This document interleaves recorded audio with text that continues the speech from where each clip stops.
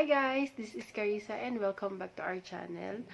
And kung mapapansin nyo, wala si Anjo kasi nga quarantine ngayon kaya nasa bahay nila. And today, naisip ko mag-video kasi gagawa ako ng trending na Dalgona coffee. Coffee and Milo. Bale, si Anjo yung gagawa ng coffee and then ako yung Milo.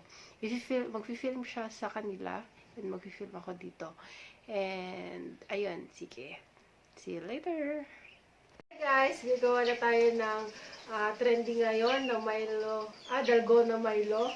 At ang mga ingredients, papakita ko na lang.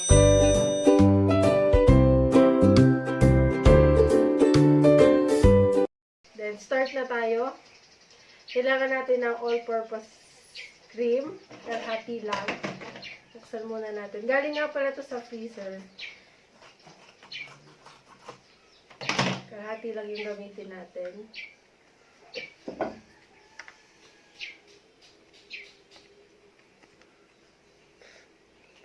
Tapos, after that, ibibit natin siya ng electric mixer.